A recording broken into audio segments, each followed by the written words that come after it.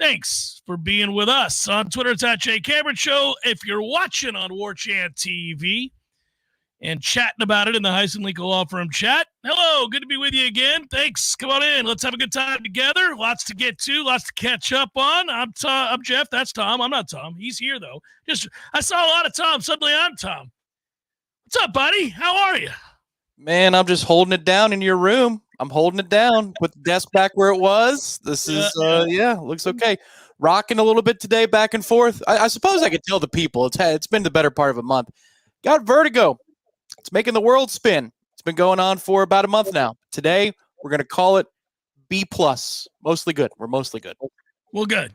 Yeah, Tommy's been dealing with vertigo for some time. We had a couple of great days there together before the vertigo hit you, but you came back out of it at the end. It was solid. We had a wonderful time in the city together as well. So it is good to be back from vacation, although it was a great vacation for me and my family. Thanks to you guys for hanging out, listening to some best ofs. But by the way, Tom and I held it down in New York City for that first regional. And man, I will say, and before I get into the details of that, Mike Capozzi, pitching coach, Florida State, joins us on the Jeff Cameron Show today.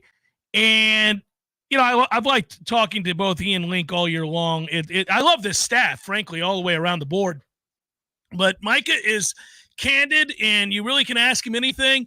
He'll join us in the second segment this hour of the Jeff Cameron Show, and I look forward to you guys listening to that. He joined me this morning, and we just had a chance to talk through it. I think that you could have hung that in the Louvre, as they say, a performance from his group, from a pitching staff standpoint. Listen, this is an offense that has carried today much of the year, and you kind of figured that they'd have to do it again. And while they did have a breakout game at the end there, really this was largely about the pitching, starting with Carson Dorsey getting 26 of your 27 outs, which is absurd, and looking as good as he did.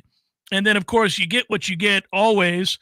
Time and again, you've been fortunate to have an ace in Arnold. And then, I think really almost all the guys that came in kind of showed you why they're valuable, and that they can produce ground outs in some cases. Others are swing and miss guys.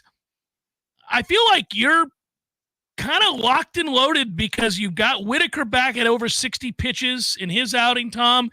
And if you're going to get him to where, let's say, they're able to extend him back to 70 pitches and he can potentially go 5 innings, it's like I know you didn't get Leiter back, but it's like you've gotten, almost back to full strength for what you've had for much of the year. And moving forward, I think they're in good shape. Obviously, everybody's shocked UConn wins the regional in Norman and beats Oklahoma to come here. It's a good UConn program, though, especially as of late. They're not unfamiliar with being in the postseason. They're certainly not unfamiliar with being on the road. They took Stanford a couple years back in a super all the way to the third game. And this is a team that began their season something like 20 games in a row, 18 games in a row to start the year. A lot of the northern teams have to do that because they travel so cold where they are. So they begin every year on the road, and they usually pick out spots in Florida, and they'll play Louisville. I know they played Louisville. They go through, and you look at their schedule, and you say, okay, they've had guys that started in hostile environments on the road. They've made the most of being on the road at the beginning of seasons. They got used to what it was to travel and try to put together a season. They've been successful. They know how to win. A lot of veteran and grad transfers and guys like that. So it's not going to be easy. But let's be honest. If you were, going to go ahead and draw it up, you would have gotten what you got in the sub-regional, the first round here. You would have gotten everything that you got there if you were drawing it up. That kind of pitching, minimal amount from the bullpen that you had to worry about. You would have drawn up an upset in your matchup within the region. You got that. You end up facing UConn. It really couldn't have gone any better for Florida State, and what a weekend it was, and now I think everybody's pumped. The only thing that you're maybe upset about at this point is the fact that they're playing the games in the damn morning, which is not ideal. Ideal. Literally true on Saturday. That's literally true because it's an 11 a.m. first pitch on Saturday for this weekend regional. At least have Tallahassee turn on the heat Let's do the right thing here. No weird cloud covered day. Let's not get 20-mile-an-hour gusts so the feels like temperature is merely 94 on Friday. Let's get that heat index where we know it can go, 103, 105. And I think at that point, the fact that maybe the tailgating scene hasn't gotten as lit up as it normally would for a 6 o'clock first pitch, it might be mitigated by the fact that those dudes have to roast at UConn. That would be the goal there, and that's the benefit. Everything has trade-offs. That would be the benefit. The other benefit would be you are mitigating against having to do 2 games in one day on a Sunday, squeeze those things in, or a Sunday, Monday. It looks like the weather is going to be all right, but with those pop-ups, you never know. There was a delay for regional weekend. It's just like we talked about before we went on break. This staff, this pitching staff specifically, as thin as it is relative to what it could have been before the injuries happened, is much more suited for the super regional setup versus the regional setup. Now, thankfully, Dorsey went out and shoved, and so they were just fine in the regional setup. But we didn't know that before Friday, how that was going to look and how many innings you were going to need out of your bullpen. Well, you needed 1 out of your bullpen last week, so that's a complete bonus. But this team is much more set up to handle a best-of-3 series, which is what we're going to have at noon, 11 a.m., and then noon again if necessary on Sunday. You sweep through the you make your 18th super regional. That's the NCAA leading 18th super regional, I should say. When you and I were talking in New York, Tom, that it's UConn, and we were kind of blown away by that. But I was trying to remember. I think you reminded me, 2010 when we played UConn, which was all part of the nonsense that I used to rail against on the air when the NCAA was efforting at all costs to get more teams from a larger swath of the country into the postseason and give them a better chance of making it out to Omaha. There was a concerted effort from that committee to do so. And remember, we had to go to UConn. It actually went to I think it was Norwich, Connecticut, and we ended up winning there. And then coming here, was it Vandy we faced, Tom? Is that what we figured out? That sounds right. We had this discussion on a walk to go get bagels, I do believe. I believe that is right. On a walk to go, yeah. And that happened, and we won that. And so, look, that was a long time ago. You immediately see the name UConn and you think it'll be easy. I don't think it'll be easy, but I do think Florida State is set up perfectly for this. And I think that their mentality at home, I know it's early. I know we're talking about, I don't think UConn, 2 things. I don't think UConn will be all that affected by the heat. Maybe their pitchers will and wear down. They count on their starters to go deep into games and to throw a ton of pitches. So in that regard, I'll give you that maybe the heat affects them. I don't think the heat will affect the hitters whatsoever. Most hitters I know want it to be hot, so they're fine with that. Pitchers, you're right. They could get worn down a little bit. We'll see, especially when they're relying on so many innings to be gobbled up by their starters, which is the case here. They do have 2 or 3 guys out of the bullpen that have been very effective, but they rely on 2 main starters to eat a ton of innings. One of them is Ian Cook, Big East Pitcher of the Year, has been awesome down the stretch. Fastball, slider, changeup, lives in the strike zone. The Quigley kid, 97 2/3 innings, only walked 24, 16 starts, fastball, slider, changeup. This is they're relying on 2 guys. I think that's the time you reference the weather, Tom. I think then you've got something there with the heat if we're lucky enough that it's 98 and humid. Which is, I mean, it's certainly possible that, things line up, especially if you have high stress innings. That's the one key here also. Not all innings are created equal. We have been aggressive a lot of the time. And if you roll over a couple and you get a couple of ground outs or quickly, and it's a 9 to 15 pitch inning for a UConn pitcher, no sweat. Literally, I'll get right back in the dugout. I'll cool off and I'll be ready to go. But if you've got traffic on the base pass and they got to think and they got to step off and there's got to be signals that have to change because we're on second base, those minutes mount. And you can see the stress weigh on a pitcher. Maybe not in the first and second inning, but when they get that second time through the batting order, it's just I like the way this thing sets up. It's as you said before, ideal as you could lay it out for a path to Omaha. That your Friday guy who was not your ace get you 26 outs, you get through that regional, and then there's an upset on the other side of the bracket. This is the path. And then if you can get through this weekend, I don't want to say it's all gravy because once you get there, you want to win. but this has been pretty ideal. What's Florida State now? 45-15. I think that's the record, if I remember correctly. I didn't look it up before I walked in. I just top of my head here. I think I'm not as concerned about the record as I am accomplishment and where they're at. But given the dramatic downturn in production from Florida State baseball over the last number of years, and really it culminating in the worst year any of us since we've been alive can remember and have seen, maybe in Florida State baseball history.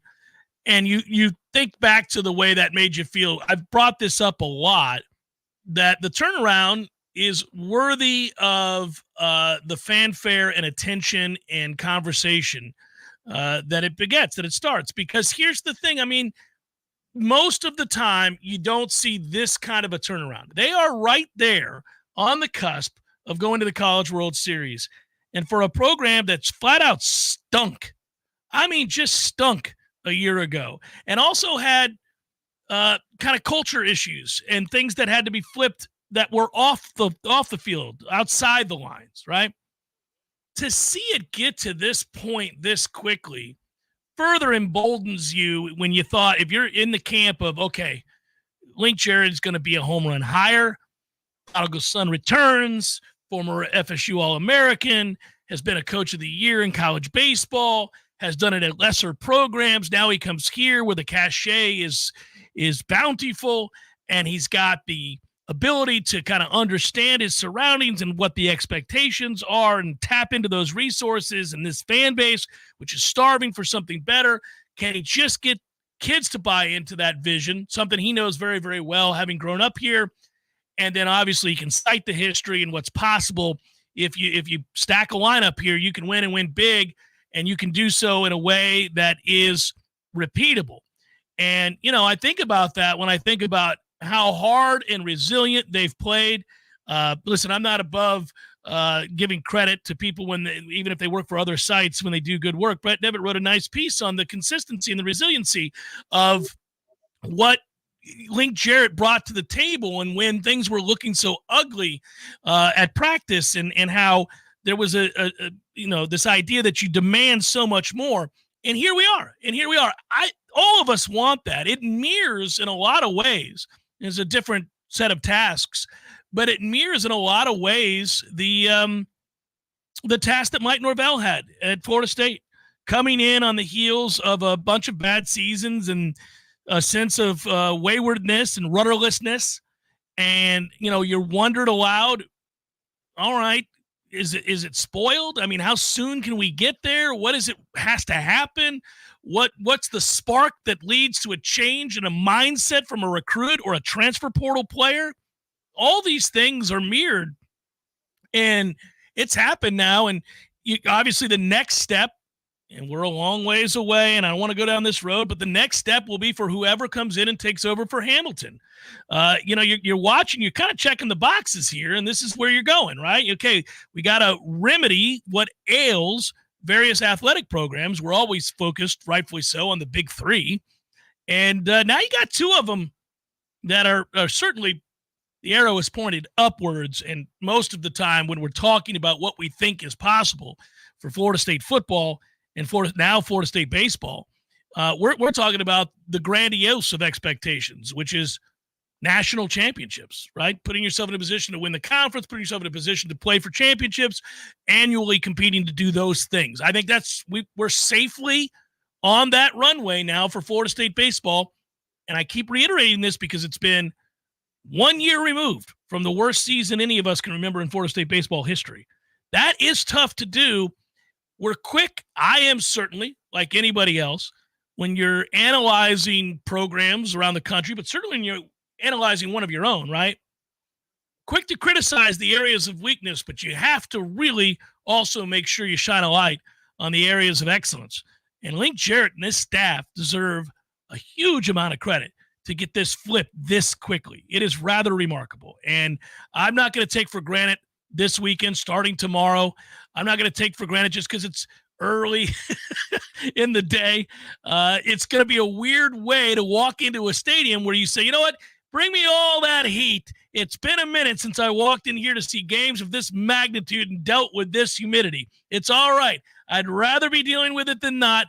And if you picture the garnet and gold out in Omaha, and I'm getting ahead of myself, I'm allowed to do it because I'm a hoper and a wishful thinker, right? I can do it. Coaches can't. If you allow yourself to dream, and it's not an absurd one, that they're going to make that happen, you'll feel like the world has returned to norm and you're back giving yourself opportunities to swing for the downs. Micah Posey joined me to talk about this Florida State baseball team earlier today. We had him on at 10 a.m., and he joined us, and I'm going to run that interview for you when we come back. It's Jeff Cameron Show, 93.3, Real Talk Radio, Warchant TV. Tallahassee is full of rich history and traditions. When you think of things that jump out in the minds of longtime residents, the state capitol, McClay Gardens, the Springtime Tallahassee Parade, FSU and FAMU Sports, the St. Mark's Lighthouse, St. George Island, and Paul's Termite and Pest Control. Paul's has been protecting thousands of people, their pets, their homes, and their lawns in the capital region for over 50 years. Locally founded and still locally owned and operated. There aren't many businesses in our industry that keep it together that long. Paul's Pest Control has many customers we've been honored to serve for over the last 50 years. We've experienced tremendous changes in how we treat homes and protect the people that live there. We've moved from liquid termite treatments that require drilling into the home's foundation to Centricon, a baiting system which works with their natural biology. We've moved from interior service to exterior treatments for general pests. But one thing we're not going to change is our old-fashioned commitment to personal service for each of our customers, the same way we've been doing it for over 50 years. For the elimination of termites, any other pests, and a greener lawn, too. Call Paul's. We'll get them all. This is Shannon Young with Fairway Independent Mortgage Corporation. Investors, are you looking for a creative way to purchase your next rental property? Are you looking to get into the Airbnb space? If so, you need to know about DSCR loans. It stands for Debt Service Coverage Ratio. These are loans that do not require traditional income verification. As long as the proposed rent covers the mortgage payment on the subject property, that's the only income you need. If you're looking at investing and don't know if you can qualify, let's set up a plan to get your next income producing property and start putting you on a path to passive income. Give me a call at 954-369-6171. And don't forget, every fellow Knoll that we close a loan for, I will personally make a donation of $250 to the Battle's End. It's Shannon Young at 954-369-6171. Equal housing lender. NMLS number 373030. Widden Glass has been taking care of business since 1945. When you call Widden Glass, you're dealing with experienced, reliable professionals who offer only the best. Like Widden's top-of-the-line bath enclosures that provide style and luxury at an affordable price. Eye-catching storefronts are a specialty at Widden Glass. We'll help you design it and install it. Widden Glass, the first name in glass replacement. Call 222-5781. Zaxby's has been perfecting chicken fingers for 30 years. So what now? Now, we go to the sea. Introducing the Southern Fried Shrimp Meal. With butterflied shrimp that's perfectly golden fried. A perfect blend of cocktail sauce and Zax sauce that we call Zax Tail Sauce. Plus perfectly seasoned crinkle fries, perfectly buttery Texas toast, and even a drink with perfectly pebbled ice. Here's to 30 more years of perfect. The new Southern Fried Shrimp Meal at Zaxby's. Woo, saucy! Zaxby's. Every nose cool, he's keeping you comfortable. Every nose cool, you can put into the test. Your heating and air conditioning system doesn't check with you before it takes a break. That's why we're always ready to help. Any day, anytime, anywhere. And with our annual service agreement, there are no overtime charges. Ever. At Verno Heating and Air, we will always be there for you. Every no heating and air conditioning. SCC 1816186. Science-backed, technology-tracked, and coach-led. Hey, Jeff Cameron here. You've heard me rave about the benefits of Orange Theory Fitness and the proven track record of science-backed interval training. Well, now Orange Theory Fitness has done it again, adding more ways for you to improve your health and look your best. In addition to the always great standard workouts, OTF has added Tread 50 and Strength 50. For those in the mood to just lift for an afternoon or attack those cardio goals for the day. Take the guesswork out of exercise. Make sure you're getting the most out of each and every workout. Orange Theory Fitness, location Midtown Tallahassee and Village Square Boulevard. The Jeff Cameron Show, brought to you by Orange Theory Fitness. 2 Tallahassee locations, Midtown on Thomasville Road and Northside in the Village Common Shopping Center. Online at orangetheoryfitness.com. Welcome back, Jeff Cameron Show, 93.3 Real Talk Radio, Warchant TV. It's my great pleasure to welcome in Florida State pitching coach Micah Posey as we got a super regional to talk about, and that's thanks to a masterful performance from his staff and the arms out of the bullpen as well this past weekend. Coach, always a pleasure to have you on the show. I know you got to be in a good mood, locked in, ready to roll. What a performance this past weekend. Yeah, appreciate it, Jeff. Yeah, we're ready to go. We're excited, and postseason baseball at Hauser, you can't get better than that.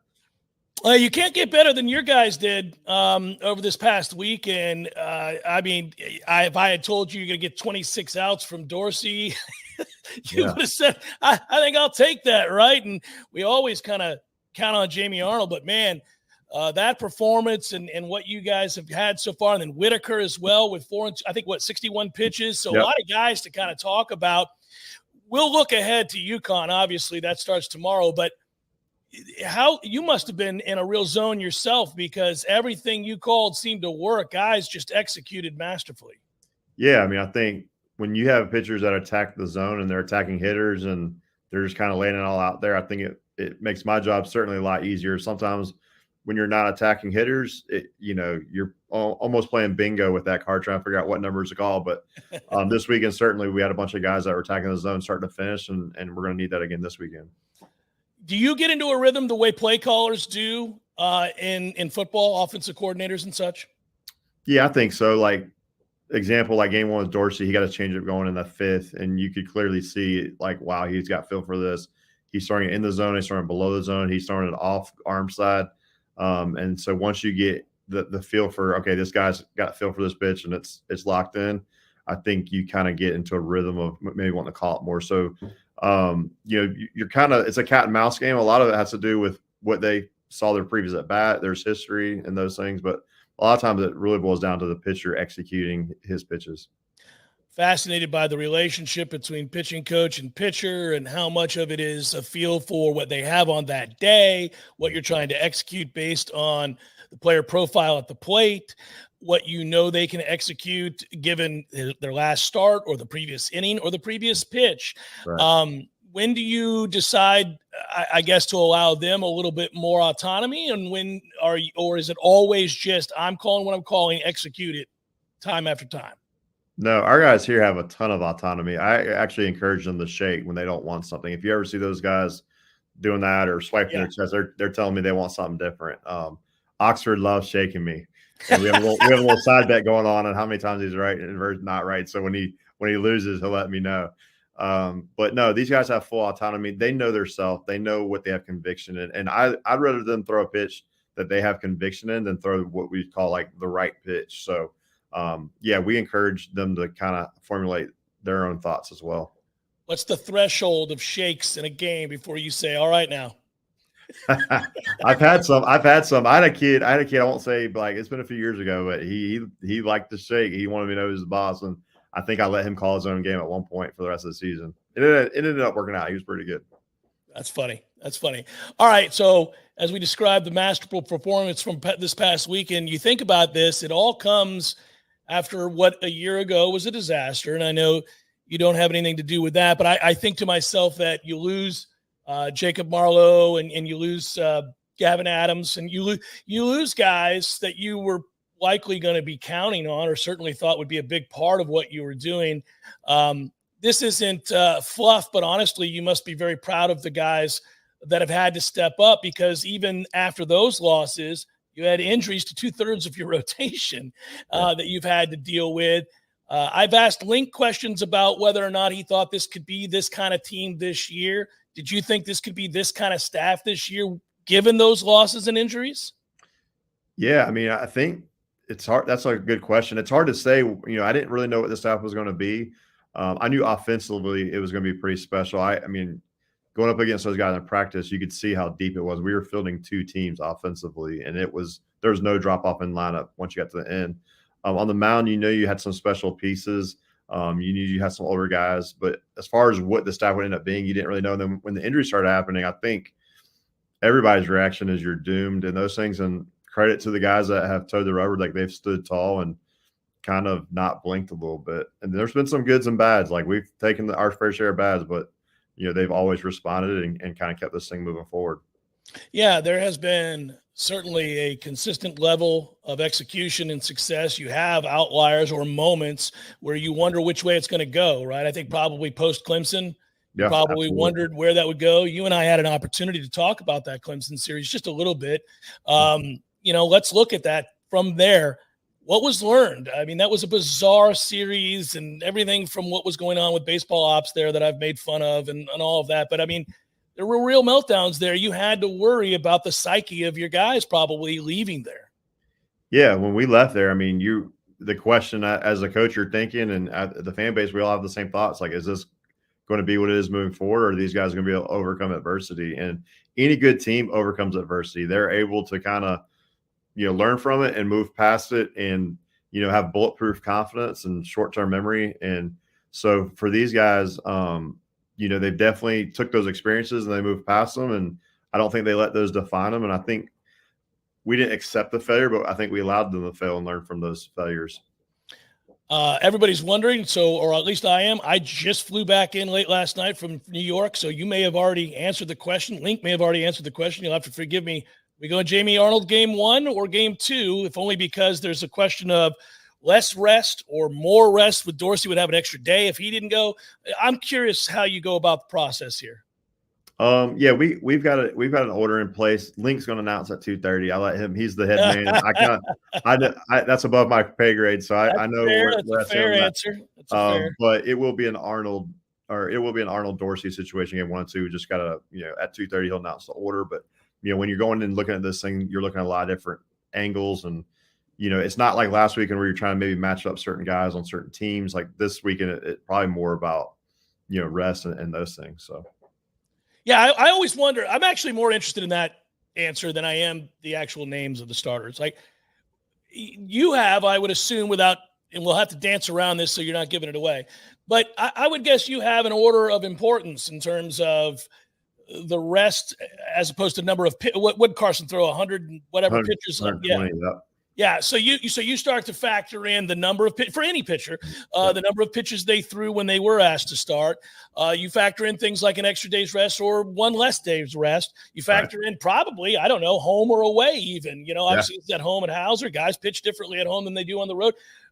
How do you factor all these? Or is it the individual? Is it the guy? Is it, some guys have a rubber arm. So I'm wondering how you factor all this in. It's a case-by-case basis. Each guy's different. So you're looking at each guy like, some guys have rubber arms, some guys, and the thing that people don't realize is the pitcher might recover and be able to pitch on that 6th or 7th day. But if you give him one extra day, maybe the fastball life looks a little bit different, and so you're going case by case basis and just trying to figure out, we're trying to win 2 of 3 here. So what gives us the best chance to do that? And, what gives our guys the best opportunity to have their best stuff, because that's what we're going to need this weekend. Yeah, absolutely. And we all know, I was going back through and looking at over the years, I've been covering these regionals and super regionals 27 years. And I'm thinking back to how important it is to win that first game. It's amazing. Statistically, it comes out to like over 70%, I believe I saw. Yeah. Pretty amazing. You chalk that up to the fact that it's still kind of kids, right? It's not Major League Baseball where momentum is the next day's starter. In college baseball, they're subject a little bit more to the whims of emotion. I wonder if that's why it's that high. Yeah, I think it's an emotional thing. And also, I think I've been on the wrong side. I've been in the 30% of that. We played Virginia Super Regional 20 at Dos Baptist. We won game 1 against Virginia Super at South Carolina. And then game 2, McGarry came in, and he was throwing 98 to 100 with 87 on our curveball that was going, down. It looked like Paul Scenes, I know you're a Pirates fan, you relate to that. That's kind of what it looked like, and we had no shot. And then on game 3, it was kind of a back and forth deal. But, the 70%, I think any series winning game 1 is important. And so, that's definitely going to be important for us. And I think in this series, every game is important. If you can win game 1, game 2 is as important to close it out. You don't want to go to game 3. So every game's equally important, and, you're kind of gunning to win each game. Well, that does bring me to the next question since you bring it up. I know coaches don't love to deal in hypotheticals, but I am thinking about philosophy here.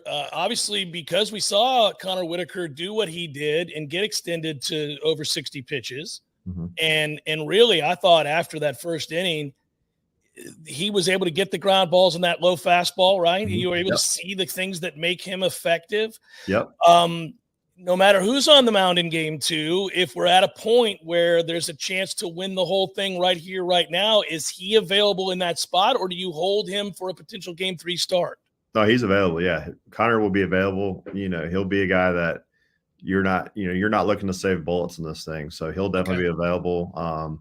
He'd be available every game, to be honest with you. And we've talked to him about that at nauseam. We set up his bullpen schedule this week to be ready to go in every game. So, he's a guy that you're definitely not trying to conserve and those things. If he gives you the best shot to win, like I think you play to win each game individually. And then as you get to the next day, you reassess where you're at, and you definitely don't look forward in this thing. That's for sure.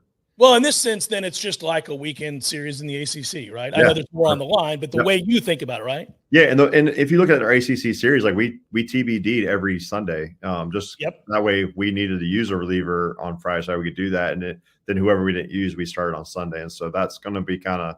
I'm not saying that's what we're doing this weekend, but that's going to be kind of similar thought process. You look at this past weekend, and it bodes well if we continue down the trajectory of so many guys that you're relying on now. We've seen the names, whether it's a Holtz or an Oxford or Abraham and Charles. We can go on and on and on, right? Everybody seemed to have their moments when they didn't get called on a lot. It was really nice to be able to have starters eat up innings in the manner that they did. Mm-hmm. But I thought guys looked like they were their best selves for the most part. You may quibble with Holtzy not being as good as he can be, but I think for the most part, I think you saw everybody look like they were executing the kinds of things that allow them to excel. Yeah, these guys, they were their best version, and they look comfortable, and nobody looks sped up. And I definitely credit the crowd, like they're behind the guys. And I think that's a big piece here. Like if you look at the home record, like when the crowd gets behind these guys, they feel bulletproof sometimes. And, Holtzy, he might not, the line, he gave a couple of runs, but like he hopped on 9 outs. He shortened the game up for us massively. Right. And so that might be kind of one of those unsung heroes. He just, the curveball he left up to the big righty, who he actually got a double play ball against the same hitter with the bases loaded the previous at bat. But, for him to hop on 9 outs was huge for us. You don't normally want that from him, right? I mean, it's great if you get it, but he's the kind of guy who throws something that people can adjust to over time. Yeah, you want him one time through the lineup usually. If he gets through a second time, I think he's fine. I think for him, he's gotten the fastball going a little bit more lately. So I think rolling over that lineup a couple times is not as hard. But for certainly, he's a guy that you want to get him in, let him spin those breaking balls, see it one time, and maybe get him out. But, he's the type of guy, he's a competitor, he's tough. And even if they've seen him one time through, like we still trust him to kind of keep going. Final thing, Coach, and you've been kind with your time, and I appreciate it. I know how intensely focused you and the staff are right now with a game tomorrow. Do you go about the conversation with your guys any differently when you're talking about a super, you're talking about a dream come true, you're talking about a right to go to Omaha, or is this just status quo, man? We've played games all year long. I'm not changing anything about how I talk to you, how I prepare you, or how I even manage you. Yeah, I mean, we're trying to keep it as simple as possible, trying to keep the vibes the same. It's still baseball. You got to win a game. I think the one thing you're trying to maybe avoid is the word Omaha, because I think when you start talking about that, you're getting into the future and you're looking forward. So we're trying to stay as presently focused as possible, going 1-0, winning one game at a time. Coach Jarrett talks about that a lot. Like just think about winning this game today and going 1-0. And so we're putting all our energy into that. So this time of year, it can get a little difficult when the word Omaha starts getting thrown around and those things. But we're not doing anything different. The preparation is the same. I told the guys at Hayes in the barn, it's time to go out and play, and that's kind of what we're doing. So, you like, by the way, Coach, you like 11 a.m. noons, 11, like early. You like this or no? I like Club Hauser, but I don't think the Northeast guys, maybe the 98 degree. I don't know how they'll feel about that. I think, this is a greedy group that's coming down from the Northeast. They're tough dudes. I'm sure, they'll play us on fire if they have to, but definitely we feel like this might be maybe a home field advantage for the fans and the heat, and it might be a good thing. So, yeah, that's a gritty group with a bunch of grad guys, transfers, and all that other stuff, and they've been real successful. If you want to, I was remiss, I didn't ask you anything about their lineup. Obviously, we saw them beat Oklahoma, and we saw them execute on the mound as well. I think their starters have been outstanding. They rely on them to go deep into games. They've got 3 arms out of the bullpen that they've been pretty consistent with. Any thoughts on this UConn team who really, once you get past all the northern teams that start on the road are tough because they got to play so many games away from home to start the year. I think in UConn's case, I saw 18 straight road Yeah. games or 20, something like that, right? Yeah. They're gritty. They're tough. You know, they got a good blend. The Lions got a good blend of power, speed. They can use a short game. They're going to bunt. So they got a bunch of different ways they can drum up offense. I think 6 grad transfers or seniors in the lineup. So you got an old team.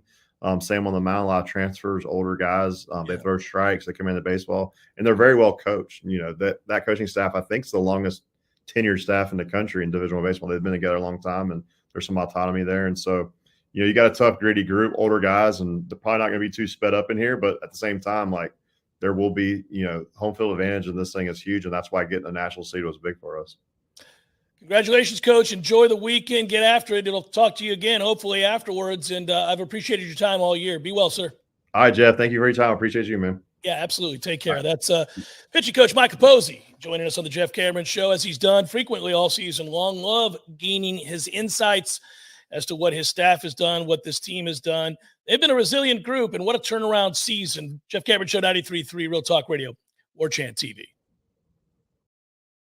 Your local news now. The GBI says they are working on a death investigation that occurred in Lanier County on Sunday, June 2nd. Timothy Hunt of Naylor was found shot and killed at a home on Martin Luther King Jr. Avenue in Lakeland. No arrests have been made at this time, but the investigation is active and ongoing. Anyone with information is encouraged to contact the Lakeland Police Department at 229-482-3309 or to remain anonymous, call 1-800-597-TIPS. Once the investigation is complete, the case will be given to the Alapaha District Attorney's Office for review and potential prosecution. A woman was left critically injured after being stabbed Tuesday night in Northwest Tallahassee. When officers arrived on scene, they found her inside of a home suffering from serious stab wounds. She was transported to a local hospital with serious injuries. As of Wednesday morning, a person of interest has been identified and is believed to be known to the victim. This is an active and open investigation. This is Rachel Anae with Real Talk 93.3 Local News Update, brought to you by Macklemore Systems, Tallahassee's go-to Mac store. Check them out online at MacklemoreSystems.com.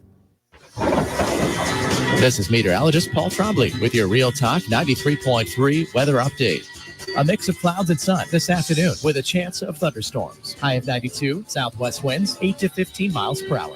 Partly cloudy again tonight. Slight chance of thunderstorms. Lows dip down to about 74. Chance of thunderstorms tomorrow. Highs around 94. Sunshine mixed with clouds at times. This report is brought to you by The Lawn Johns. For all your landscaping and lawn care needs, visit thelawnjohns.com. Right now, it's 90 degrees. I'm attorney Carrie Roan with Basic Brooks Law Offices, and we believe you. Now, what does that mean? Over and over, we hear from the people that we represent that when they shared their story of how they were injured, either law enforcement, insurance companies, or business owners didn't believe their story. That's why you need an attorney who has your back no matter what. An attorney who starts by believing that you're telling the truth. We are Basic Brooks, and we believe you. Let's talk. 850-777-7777. There is no Bigfoot, Eddie. Would you stop with that nonsense? There's a Bigfoot, Jeff. I wish there were. By the way, I don't want you to point to me as the guy that takes all the fun out of the room. I wish there was the Loch Ness Monster. I wish there was the Bigfoot. I wish there was the Chupacabra. All the things. They're all mythical except for the Bigfoot. The Sasquatch. The Bigfoot? The Bigfoot. There's big feet. There's lots of them. So, like, different breeds, like different kinds. There's like families. There's different families. And, so there's if they're in the snow, you call them a Sasquatch or the Yeti, right? Yep, and then here in Florida, that's a skunk ape. And but never heard that one. By the way, why do you think it's real? We would have found them by now. They're the hide and seek champions of the world. Nobody finds the Bigfoot. I think you believe in Bigfoot. I do believe in Bigfoot. You don't believe. I believe in Bigfoot. Don't tell anybody you believe in Bigfoot. I would go look for Bigfoot, but he scares me. Gordo's, bringing the flavor and flair of Cuban food to Tallahassee since 1996. The Jeff Cameron Show is a production of the Warchant.com Multimedia Network. Check out Warchant.com today for the latest news inside Florida State athletics. That's Warchant.com. Now, back to Jeff on Real Talk 93.3. Fun talking to Mike Capozzi, as always. Very giving. I think Tom, he would have told us, but he's been given strict orders not to tell us who's starting game one. I almost got him.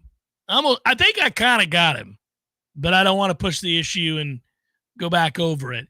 I do know this for people who want to know.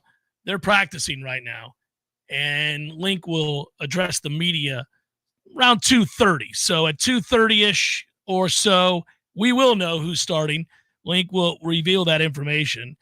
I don't know that it makes that big a difference to wait till 2:30 as opposed to 1:30 when we could have just heard it right there. But that's fine. That's fine. Micah towed the line and did the right thing. And anyhow, you do have question marks about how you want to go about it, because on the one hand, if you're going to start Arnold, you're going to start him on one fewer day's rest, so he'll go a day early. And if you're going to wait because Dorsey ended up pitching 120 plus pitches, if you push him back and don't start him in game one for a variety of reasons, let's say, just so you want your stud in that first game, then he would be going with an extra day's rest. So you kind of decide how you want to do it. He did answer the Whitaker question that he would be available in either game one or game two if they needed to close it out. Yeah, you're playing for keeps now, and there's none of this worried about game three stuff like you sometimes do maybe in an ACC series. You win it at all costs in any situation. So obviously you would keep in mind the score. I don't think Connor Whitaker's coming into an 11-0 game in the sixth. But other than that, I mean, they're going for it. That was the headline to me. You know, if you're just talking about things he divulged about their strategy, would be that to hell with Sunday if I can get tonight done right here, right now. And it's not to say that you're trying to lessen your chances on Sunday, but I got to get the one in front of me before I can even worry about that particular day.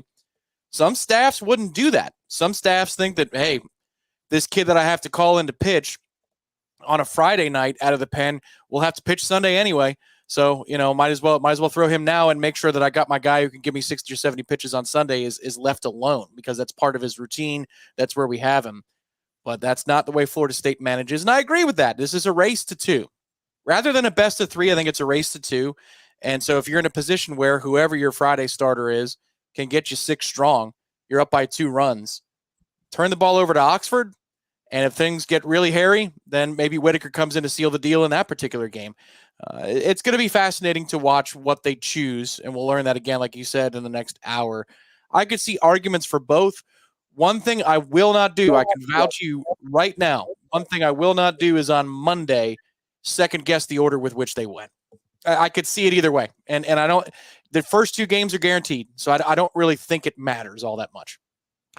Yeah. And it was interesting, you know, when presented with the stat, he knew the number before I even got there about the winner of game 1 and the importance of that, and 70+% move on in a super regional winning game 1. He was like, yeah, but I've been on the 30% side too.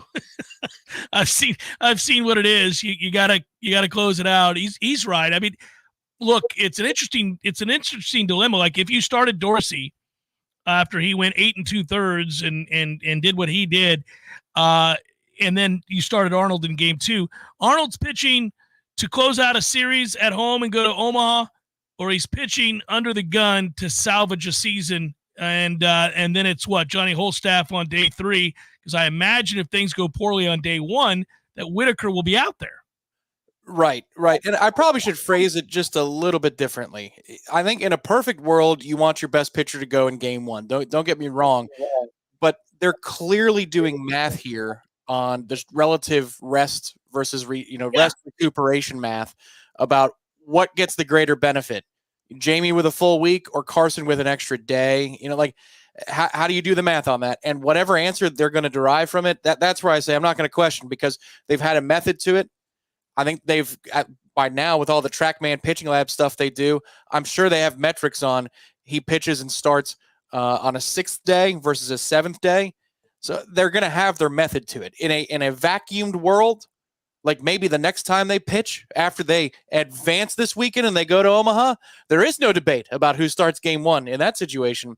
But in this spot, I can understand it. If they say we need Carson without the extra day, wouldn't be nearly as effective. So we went with Jamie. Or Jamie needed that extra day.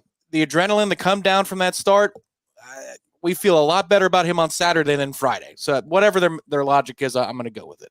Yeah, and David, I see in the Heiselinka chat, you mentioned that Arnold should be a game 1 starter, get ahead in the series. Obviously, no matter who you start, you're trying to get ahead in the series. The idea is to win game 1.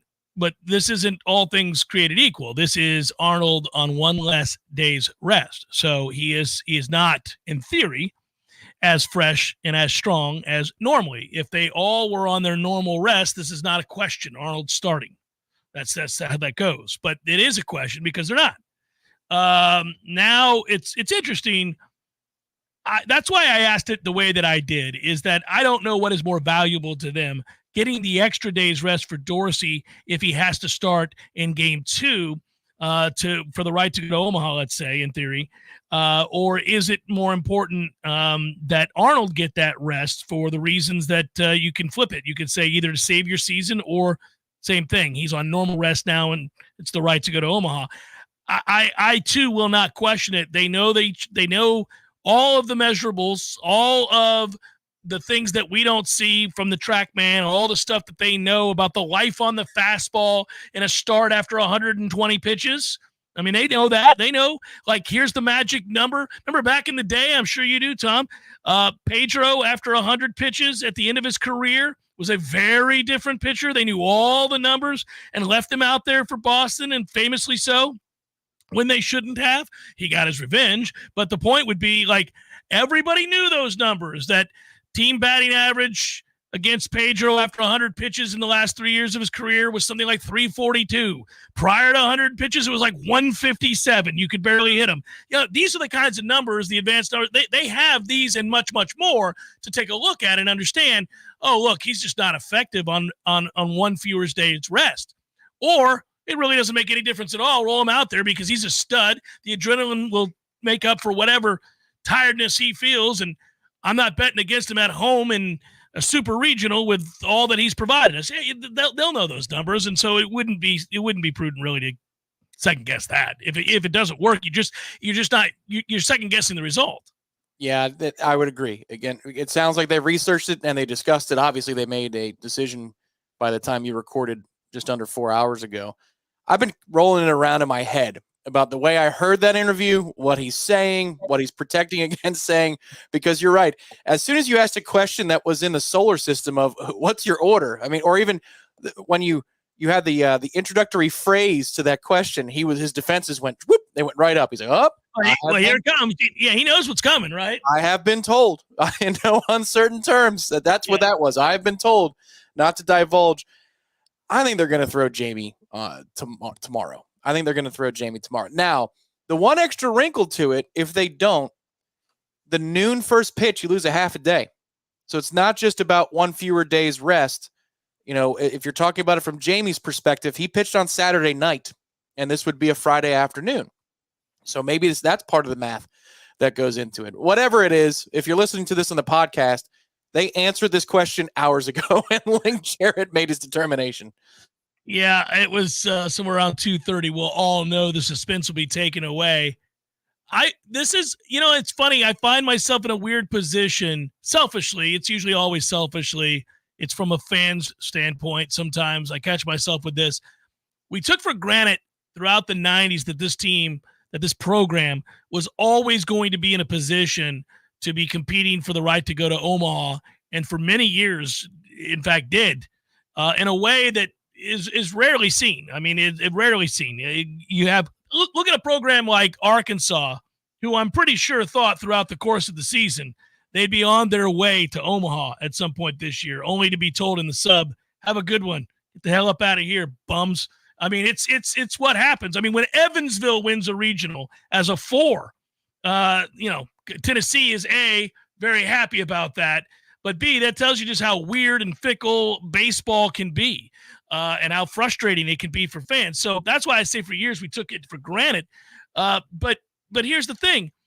I would get mad about results and mad about maybe not punching a ticket or achieving all that the regular season suggested that they should have achieved, because they were usually loaded with options, loaded with opportunities and options and choices that were all the envy of other coaches, right? I've got this option or this option, and they're all A-plus options. They're all options going to the majors. They're all options that are going to be playing in the big someday, right? And that was a very different kind of question.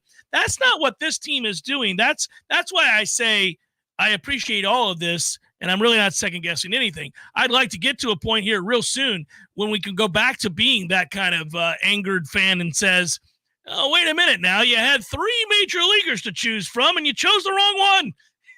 That is not really where they're at. They've had to piece it together don't get me wrong, a lot of these guys are very talented. And my guess is they will make the majors. But it's like I said early in the interview with him, and they lost some important pieces to this rotation before the year even began.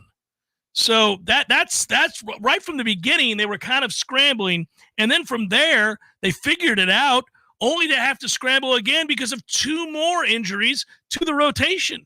They've gotten very fortunate, and it's a testament to Whitaker, who has really worked to get back to a place where you could just watch him just this past weekend throw over 60 pitches. I wasn't sure they could build him all the way back up to that, but they have, and that bodes well moving forward because I tend to think that means we're going to get to a place where he can throw 70 pitches, if not more, here soon. So long as he's living low in the zone, he does not have overpowering stuff. He gets people to beat the ball into the ground. If he's doing that, you've got the good version of him that can pitch, maybe as a starter, 5 full innings, maybe into the 6th. As a long reliever, he can eat up 9 outs, 10, 11 outs. That's what we were hoping to have at this juncture. Hoping. He's a very strong-willed young man to be tough enough to get into a position to work through rehab, do all those little things to be available for his teammates. I'm not going down Mo Smith territory. I'm not going, but very impressive that he's been able to build himself up to be this available for his teammates in a moment of need. I'm very impressed with him.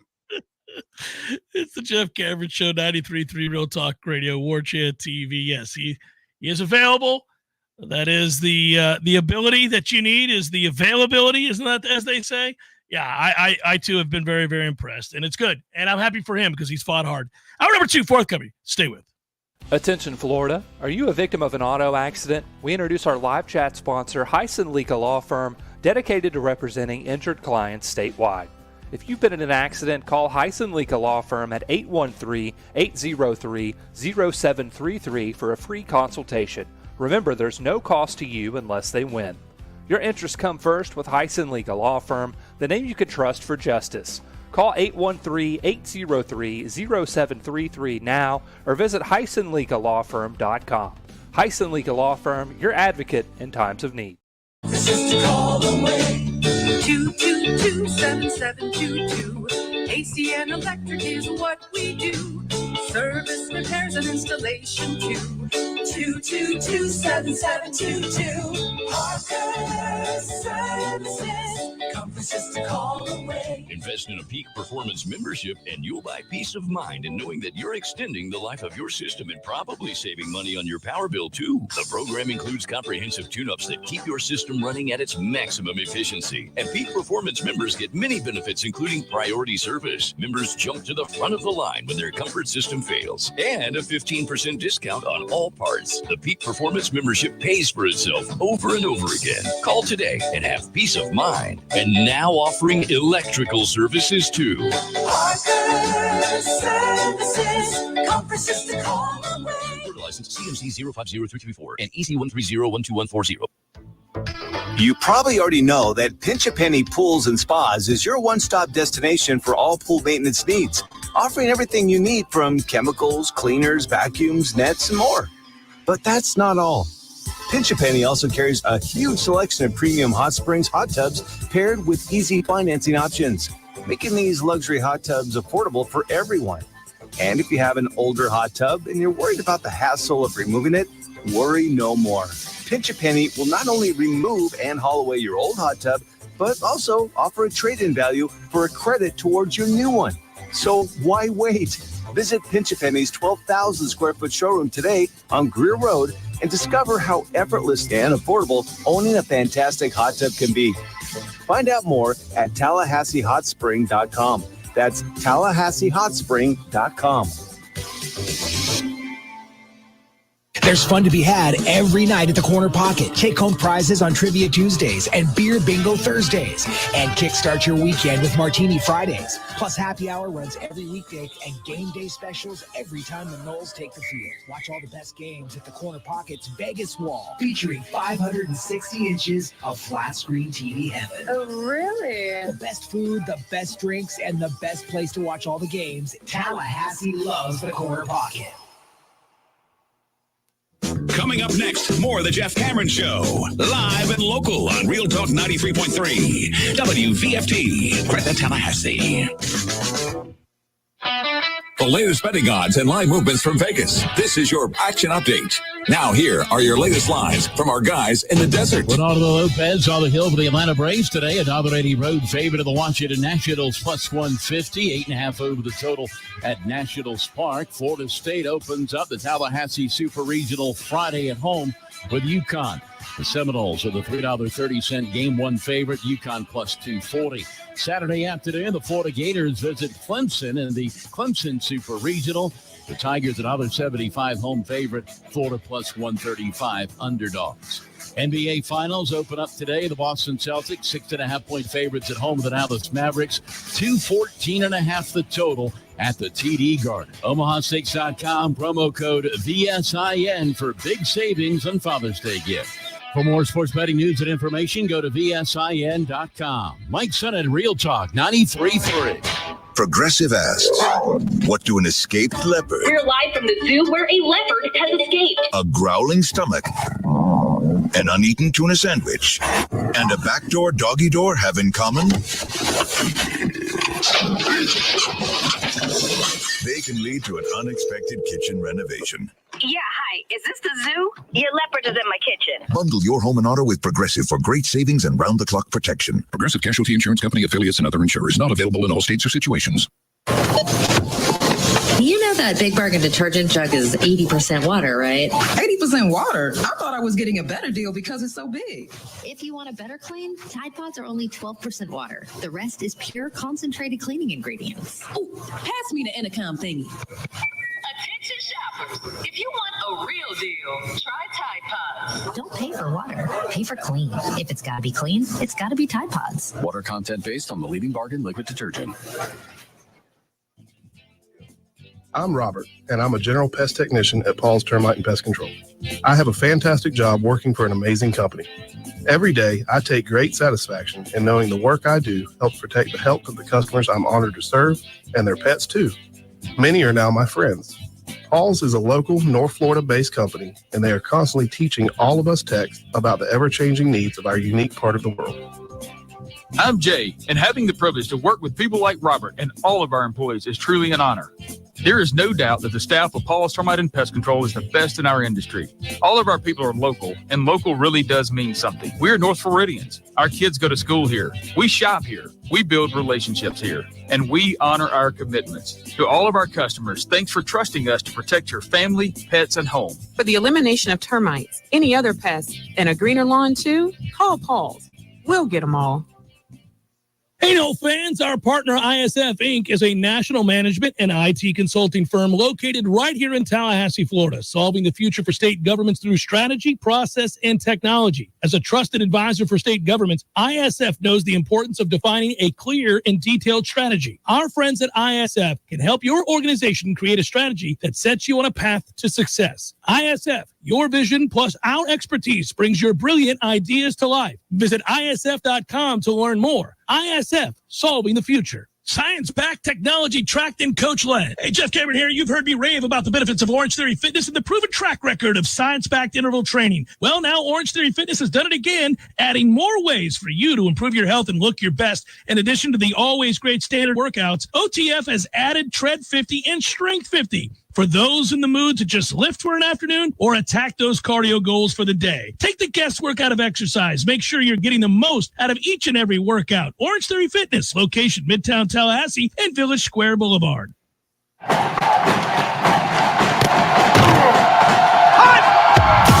Broadcasting live from Florida's capital city, this is the Jeff Cameron Show, brought to you by Orange Theory Fitness on Real Talk 93.3. Now, stop what you're doing and listen closely. It's time for the Jeff Cameron Show in 5, 4, 3, 2, 1.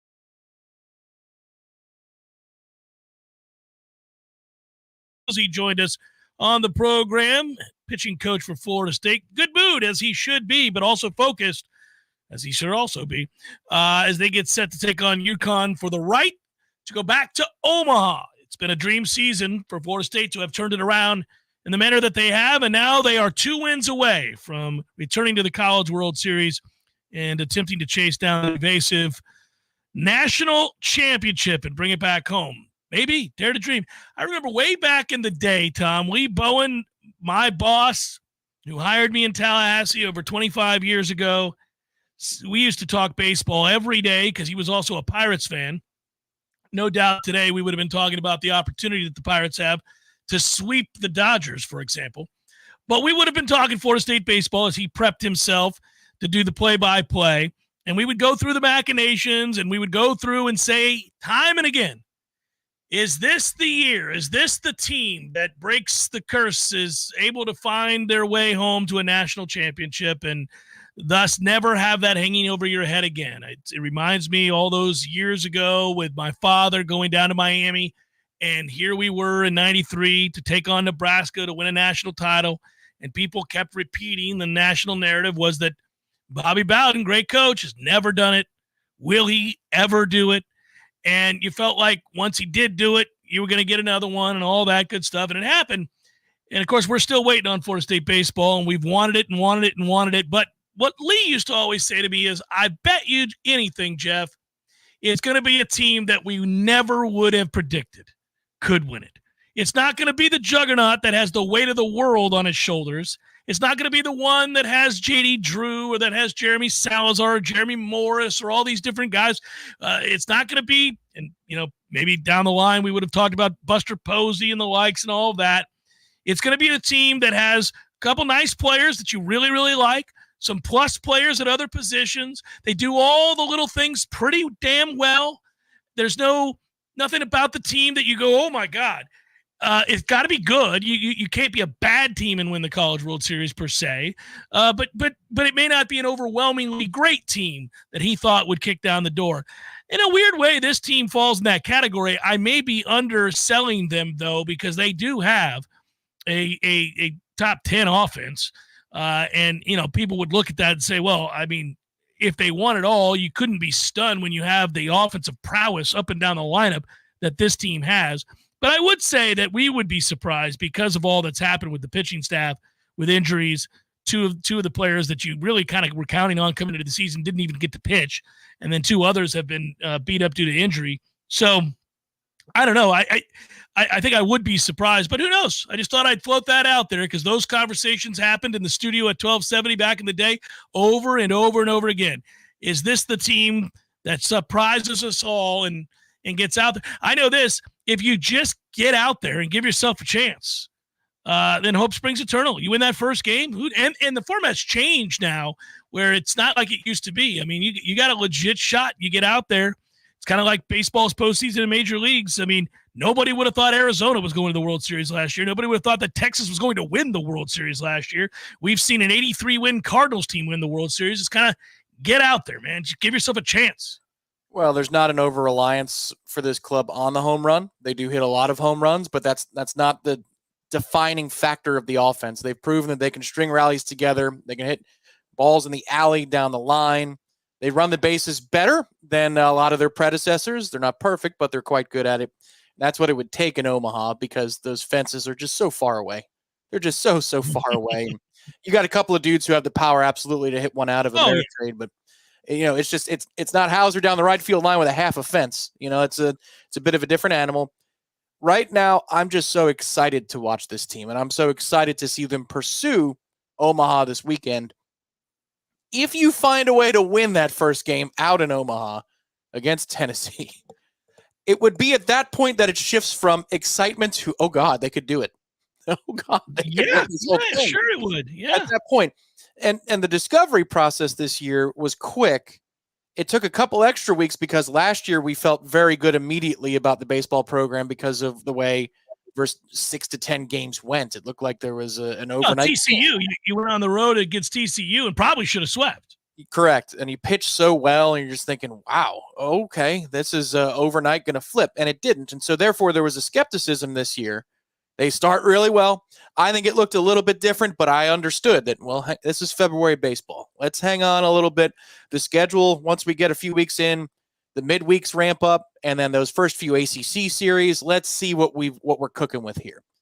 And by the time you get on the other side of spring break in Tallahassee, holy cow, you are starting to think that top 16 national seed, hosting a regional, being in the conversation, these are all possible things. And even in that Clemson series, when things went awful, and they went embarrassingly awful, the signs that they showed of potency in the lineup, the signs that they showed about toughness and bouncing back from devastating defeats to put Clemson on the ropes, to be on the brink of run-ruling Clemson, like all of those things proved to me that, well, I know Clemson's up here because that program, there's no volatility there. That's been a very good program for a long time. So we can ascend to those heights. So it's been a fun journey, but I don't know that I've ever thought to myself, oh, yeah, they could win the whole thing. I don't know yet. But if they get out there to Omaha, get through this weekend, and they win that first game, I'm going to start to get those cold sweats like I used to with the Buster Posey teams. We could do this like I did back in the late 90s when my teacher's sons played on those teams. Oh, man, they probably should do this. They probably should. We're not quite there yet. I hope that we're having that conversation about 10 days from now. Will, I see you in the chat, the Heisen Legal Law Firm chat, and you are indeed old school and damn skippy to pose as you did there that question from the late, great Lee Bowen. And my answer, which is very much like a movie featuring Rodney Dangerfield, because that is what I said, and we both had a knowing nod that I was lying, and he wanted me to lie, and I did. I came through with that. For those that don't get that and understand what I'm referencing, I can't go back down that road. It's been too long, but I don't know what the FCC looks at and doesn't all these years later. I will say this. I laugh when I think of those memories of the passion and the times that I've been out to Omaha. I went to the college. I've gone to the College World Series twice. I've wanted to go back in recent times. Obviously, it's funny. It's almost like Field of Dreams. Like back then, we thought there'd be other days. We couldn't have known it was the only day. I feel like that right about now. A little Moonlight Graham action. I'm sitting here thinking about. I thought I would have been back 5 to 6 times here most recently. I did not go when they made it after beating LSU because I felt like nothing could have topped. A, I didn't believe in that team, but B, I didn't think anything could top us beating them at Alex Box at LSU, right? You were going to get better than that. It was perfect. I don't know if I'll hop on a plane this time around if they go to Omaha, but I actually expect them to go to Omaha. Now, let me segue to something else that's been in the chat. And that is that I have to explain myself. And I don't, when I'm on vacation, I'm not going to lie to you. I'm not checking the website. I shouldn't say that, but I'm not checking my phone. My mother tried to reach out to me 4 or 5 times. And I didn't answer. I didn't answer. I had a lot of friends reach out to me. By the way, Brian, it's Jefffery. There's no extra E there. It's not Erey. But anyhow, I appreciate the effort, at least with the ER part. But the point would be, I don't look at anything. I'm on vacation. I'm having fun. I'm doing things. In this case, Tom and I and his lovely wife, Jamie, and my family were hanging out, going to dinner, doing things, seeing things, going to the Met, going to the Natural History Museum. I drove over to Philadelphia, did a lot of stuff. I didn't have time to be checking on the top 40 list. I wasn't looking at the top 40 list, but apparently we rolled out some more of the top 40 list, correct? Yeah, this particular question. This particular question is about a certain safety that you didn't have on your list, and I didn't put on my list. You didn't have him on the list either? Hussey, no, I did not. Oh, okay. So this is about Conrad Hussey. Yes. Well, so Brierly's question came from before the show. He was so fired up that you're back that he put out that question at 12:46, a good 19 minutes before we hit play. Let me answer what's wrong with Tibbs. Nothing. He had a ton of walks. I think he ended up having 9 total ABs if you think about the number of walks that he had in there. And then, he had a couple balls hard that didn't work out for him. He'll be fine. I'm not worried about Tibbs. As far as the Do we have enough pitching to get to Omaha? Oh, Omaha? Yes, absolutely we do. It's set up for us to get to Omaha right now. If your top two guys win in the manner that you expect that they will, if Arnold and Dorsey pitch well and you win, you're off to Omaha. So, yeah. And even if you have to go to a third game, providing you don't get a disaster from whoever goes tomorrow.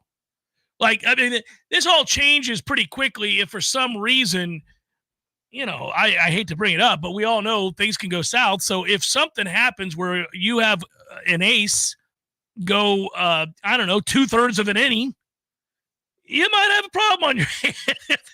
then all of a sudden, you're gonna have to win game 3, 16-15 or something. But yeah, they have enough pitching to get to Omaha. They don't not only have enough pitching to get to Omaha, they have enough pitching to win the College World Series.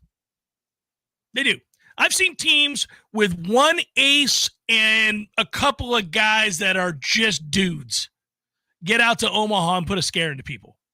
A lot of things have to go right. Your margin for error is incredibly small if you're relying on one guy to strong arm your way through the better teams. But we've seen guys go out. You have one certified dude and a couple of He'll give you 5 2/3, give up 4 runs, 5 runs, keep you in the game. We've seen teams go out there and do that and have a chance, give themselves, an opportunity. So, yeah, we have enough pitching. As far as Conrad Hesse goes, it was an oversight. I think I would have had him in my top 40. I said this year that we would have probably every one of us. Ira's already admitted to one. I think Corey did too. This might be my one, where a plethora of guys that I really like in that secondary, and he kind of just got lost in the mix maybe because I think so many guys have a chance to play and play well and elevate. It's not that I don't like Hussey. Obviously, he's aggressive and athletic, and we got a glimpse. I don't know. I think probably an oversight. I'm not going to try to mealy mouth my way through this. I'll just tell you I forgot him probably. For me, it's a little bit more. So if you're looking at the staff rankings, Lacer put Hussey at 23, Corey 23, Gene 30, Aslan 21, and Ira 24. So most of the staff that did place him have him as a starter. I just don't know why you go get Devontae Brown if you weren't convinced that he's going to slide from the reps that he got right into a starting role. Now, starting plus your specialists, you could call it your 2 kickers plus a return guy or a depth player at a certain position, that can get you, or multiple offensive linemen, defensive linemen, that can get you 30-35. Should I maybe put him in the top 40? Well, there it is, Tom. I had Devontae Brown at 29. Yeah, you and I have him in a similar spot. Then you also take Duke Cooper, who they were working at safety, and I get it. Your thought is maybe he's a hedge for slot. I think Edwin Joseph is a nice second option in slot behind Earl Little. You went and got some guys that either were directly safeties or that you've worked at safety. And I know it ain't for Shaheem. They love what they have in Shaheem. So it's just, to me, the roster decisions are telling me that is not a secure deal. That even though he got exposure, Conrad Hussey did last year, that they're not sold that he is going to be a guy in ink as your starter at that position. I think he's going to be a rotational player there at the minimum. But at that point, if let's just say it's Devontae Brown, which I'm projecting, and let's say it's Brown and both of them, Shaheem and Devontae, as your 2 starting safeties. How many reps does Conrad get at that point? I don't know. It's a tougher call. Maybe should have slid him in around 36-40, but that would be the reason why I don't have him on there. I thought every one of when we got into the secondary, I thought that would be the area that would create the most amount of debate. That you would see a lot of different guys that, maybe one of us had at 28, somebody else maybe had him at 41, just outside the list, or somebody had a guy at 32. And then based on what we're projecting to happen in fall practice, like if you saw a guy really on the come at the end of spring and you felt really good about the direction he was trending, you might have him usurp a player that should have been in your mind going into camp, a surefire top 40 player, top 30 player. And all of a sudden, because you've got a lot of guys that in that secondary, we feel like that's the most loaded and deepest position on the team. Maybe other than running back, right? They've got a lot of running backs. We feel very good about that. And we can debate, the ranking of those running backs and how they'll be utilized. But those are the two positions on the team where you're like, man, I might think this guy's the fourth running back used. You got him at 2. Well, in that case, you're going to have him in your top 40. If I've got him as the fourth running back, he's not in my top 40, probably. Or not top, I mean, maybe not top 35, right? Something like that. So I feel like that's kind of what happened in some cases where we looked at a guy and we said, I don't know, is he the third choice at safety? Right. Fourth, maybe? Like stuff like that. Well, I did that with a running back. I've got them all bunched together in the 20s, including Toafili, because if you're talking about impact and value, when you have a bunch of dudes who are very good at the position, I think then the importance of that player goes down a few pegs. Like, for example, I got Darius Washington very high on my list because I think if you lose him, you're in trouble, man. You know, same thing with a Josh Farmer or Darrell Jackson.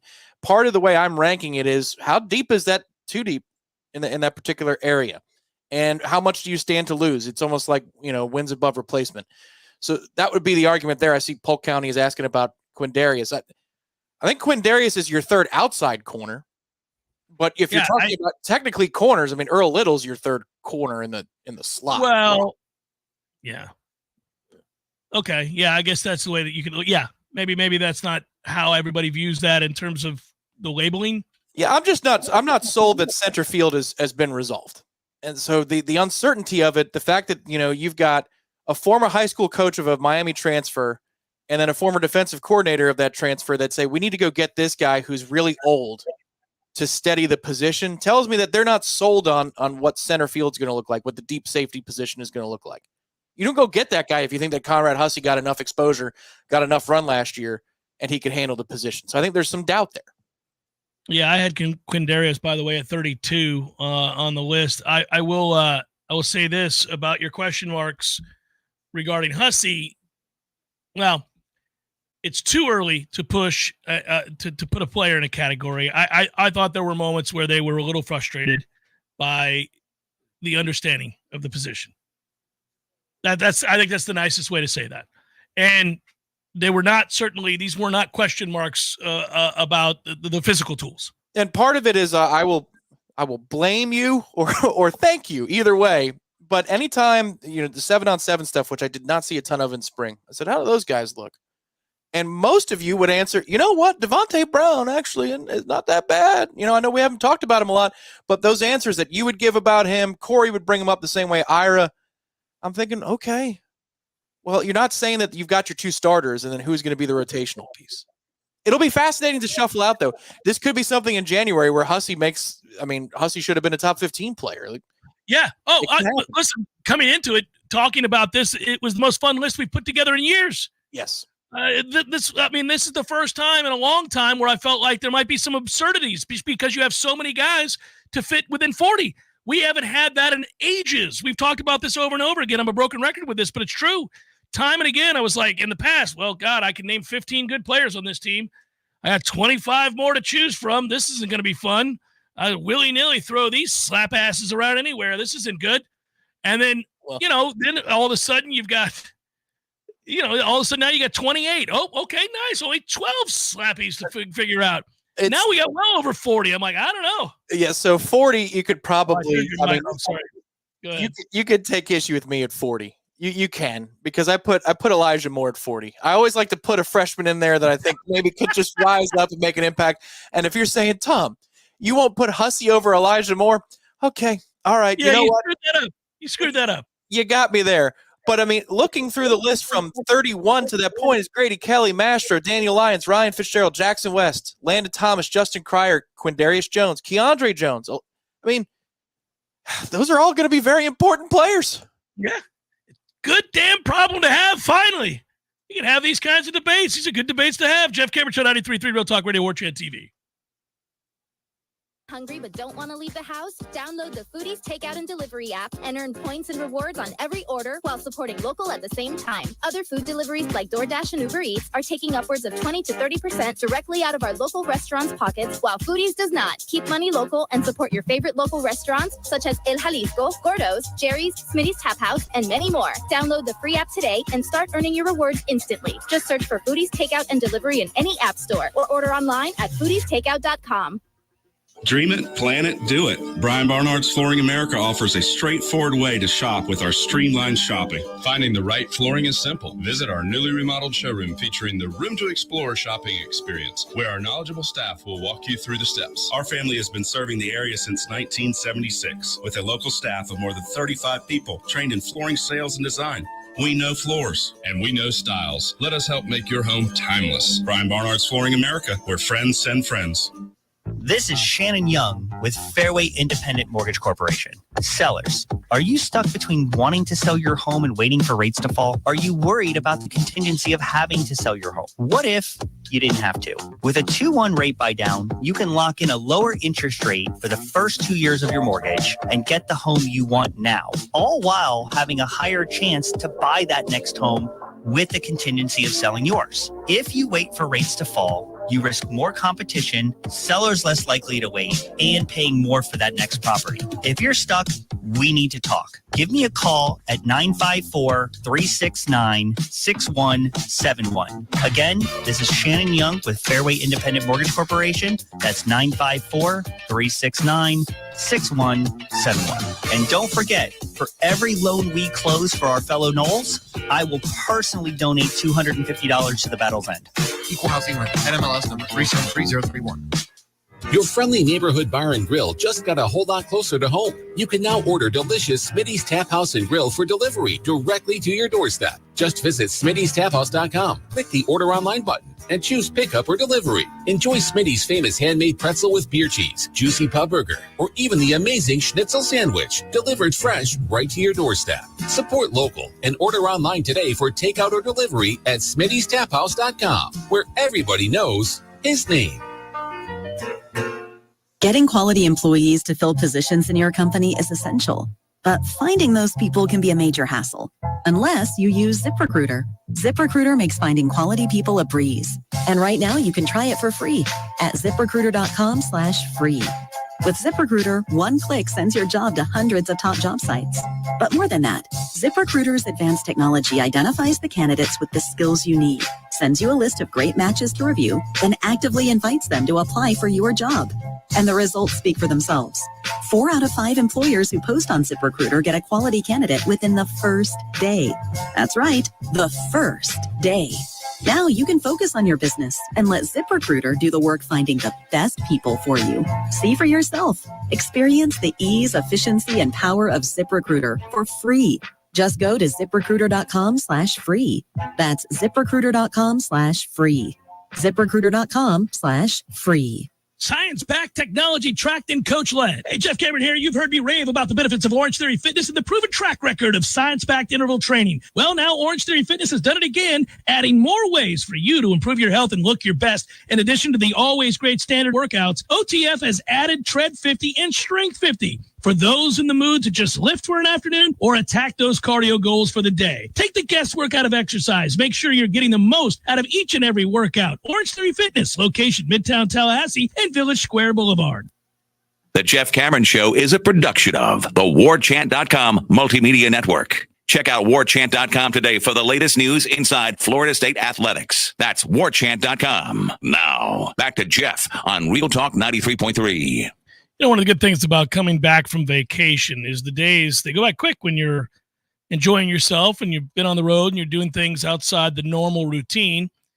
And for me, Tom, this morning as I walk out, I've told this routine on the air many times, but the way it works in the Cameron household, you know, it is you get your first night back in the house and you get your good night's sleep in your own bed and all that, and you kind of get reacclimated. You got laundry to do and all that. So I woke up bright and early this morning. And I always walk out, start the coffee, or if I pre-programmed it like I usually have, I pour the coffee, and then I do the thing on the calendar. I draw the line through the day, and I look at the rest of the month. So this morning, kind of bleary-eyed, thinking, okay, I had the Mike Capozzi interview. I've got the show later today. I got a couple of things, a business meeting after the show, and I was thinking about what I had to do. And then it occurred to me, like, oh, man, we're into June. Now, not only are we into June, we're a few days into June, and I began to think, oh my, tomorrow's already June 7th. Holy moly, we're going to be like 70-something days out from college football, buddy. It's like college football has started. I can't wait. We'll have days on end next week in which to talk about this football team and where they rank and what we expect to happen this season. And while I was gone, while we were enjoying our time together, Tom, they came out with more of the schedule, more things to get excited about, more dates and times and all that. We got asked already in the chat whether or not we'll set something up in that dump of a town, South Bend, for the roadie. I plan on being there. I don't know if you're going to be there, but I plan on being in Chicago for sure. And if there's going to be some sort of Warchant to get together there, we'll certainly let you know about it. It does. I think we're on the cusp of something like that. I don't want to make any announcements yet. I don't want to jinx it, but I think we're trying to set something up. Let's put it that way. We're on the path, I would say. They'll move the mic closer. There you go. We're on the path of having something that would be a nice little soiree.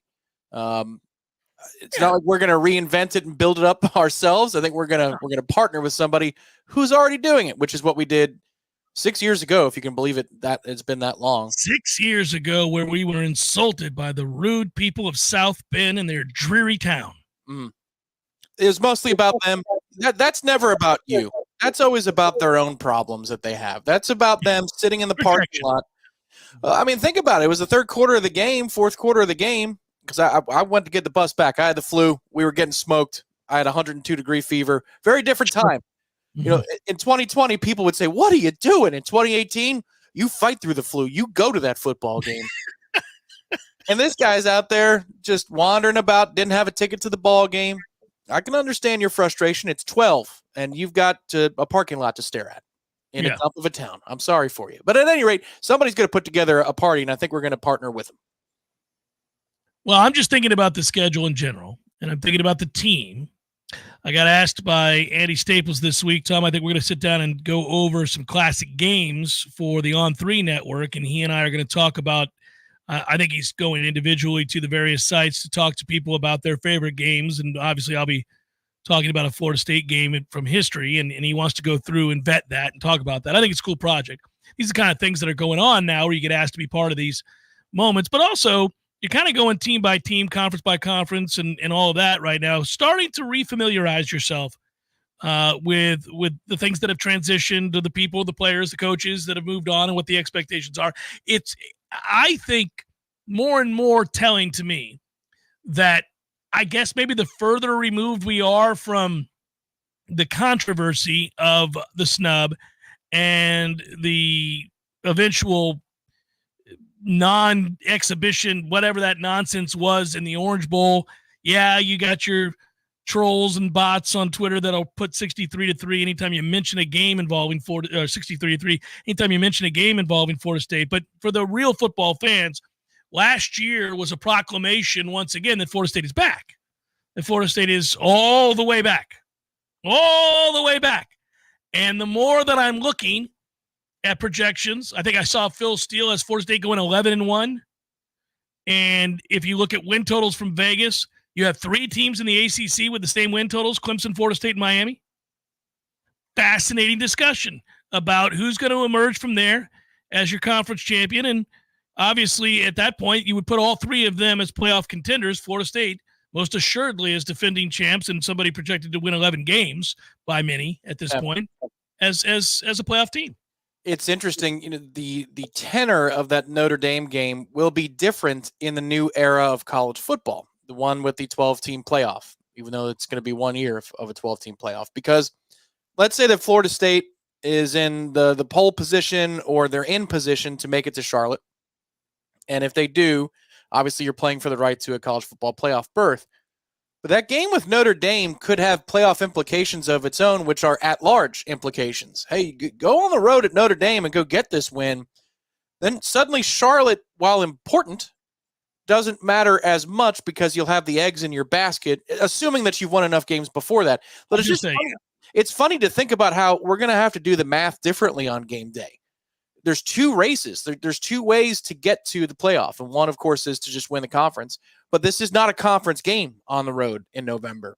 But for Notre Dame, it would be critical because their path doesn't include a conference championship. So it's a critical game for them to get them into the playoff. And for us, it could be a nice little insurance policy if we can go on the road and get it. Just it's funny how we're going to describe some of these matchups as time goes on, especially if the Florida State game remains in the position that it is, which is the week before conference championships. If it stays there, it's going to be dinged. The relative importance of that against the ultimate goal, which is it's kind of crummy. Maybe we do need to move that earlier on the docket.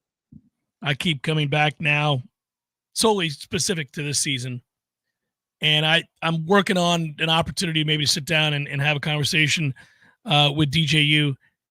That's the whole season, isn't it, Tom? They're going to be good enough everywhere else. Florida State, I think we could just say, is going to be good enough to be a playoff contender without question. Pretty much everywhere else. Does your quarterback come to the party?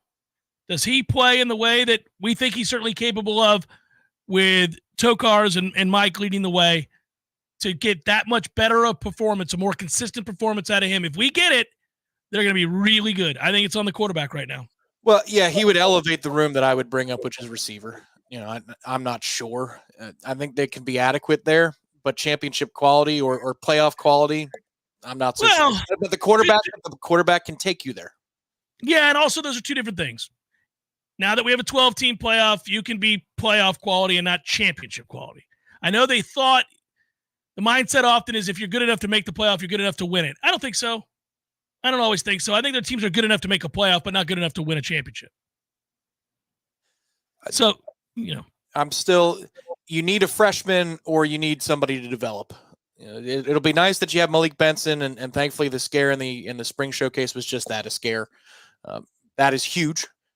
But beyond him, you're okay in the slot, whoever that's going to be, likely Ja'Kai, and you'll be okay in the gadget game with whoever that's going to be, Jalen Lucas or Jalen Brown can help you, Toafili can help you, and Hakeem's going to be good enough to block on the perimeter. If you can find that second guy that does not need to be thrown open, if it's Kentron, if it's whoever it is, then at that point you could talk past playoff caliber, and you could start to get to maybe semifinals caliber, championship caliber. It's a fun conversation. Social Kitchen TLH now has a Butcher Box program. It's arrived just in time for Father's Day. Every box gives your dad the opportunity to try something new while enjoying a few tried and true favorites. Father's Day special, receive a free Social Kitchen tote bag with Butcher Box purchase. More information and to order, visit the website. That is socialkitchentlh.com. Oh, buddy, those steaks, you've got all the meats. All the meats. Forget about it. Just in time for Dad. socialkitchentlh.com. Go there, check it out. Scan that website. See what I'm talking about. It doesn't suck. Jeff Cameron Show 93.3, Real Talk Radio, Warchant TV. Your local news now. U.S. senators are investigating property insurance rates across the country, including in Florida. Wednesday, the U.S. Senate Budget Committee heard testimony from insurance experts on how climate change is affecting the market. Floridians pay 3 times the national average for property insurance. Some worry that more taxpayers will be on the hook if a major hurricane hits the state this year. State lawmakers try to lower rates by focusing on property insurance during special legislative sessions, looking at regulatory reforms. Chief Financial Officer Jimmy Petrona said those reforms take time to take hold and are starting to show signs of working. Petrona says rates won't go down much because of the economy. He is encouraging people to do what they can to lower premiums on their own by signing up for the My Save Florida Home program. The state provides matching grants for improvements like new roofs, storm windows, and other home hardening measures. This is Rachel Anay with Real Talk 93.3 Local News Update, brought to you by Macklemore Systems, Tallahassee's go-to Mac store. Check them out online at MacklemoreSystems.com. This is meteorologist Paul Trombley with your Real Talk 93.3 weather update. Thunderstorms likely this afternoon. Otherwise, sunshine mixed with clouds at times. High temperatures reach up to 92. Southwesterly winds 8 to 15 miles per hour. Partly cloudy again tonight. Slight chance of thunderstorms. Lows dip down to about 74. Chance of thunderstorms tomorrow, 94. This report is brought to you by the Lawn Johns. For all your landscaping and lawn care needs, visit thelawnjohns.com. Right now, 91. Honey, I'm home. We're in here, honey. So why are all my friends here? Have a seat, Dave. We need to talk about your problem. Problem? I don't have a problem. Dave, you do have a problem. A A problem with your grill? Here's some pamphlets from Hearth and Patio. They are waiting for your call to help you upgrade your grill. If you or someone you know needs a grilling intervention, call Hearth and Patio today at 850-727-4282. That's 850-727-4282 or hearthpatiotallahassee.com.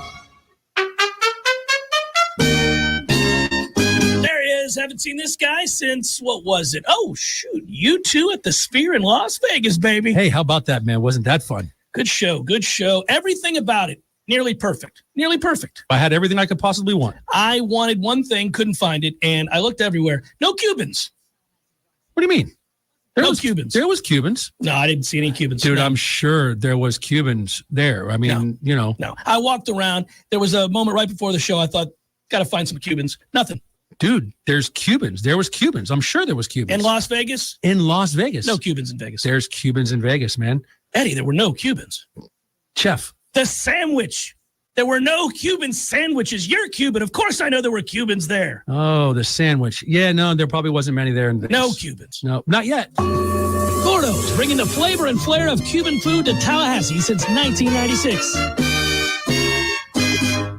The Jeff Cameron Show, brought to you by Orange Theory Fitness. 2 Tallahassee locations, Midtown on Thomasville Road and Northside in the Village Common Shopping Center. Online at orangetheoryfitness.com.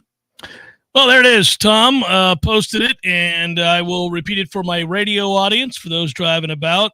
Looks like Carson Dorsey is going to get the start on Friday, as opposed to Jamie Arnold, the ace of the staff.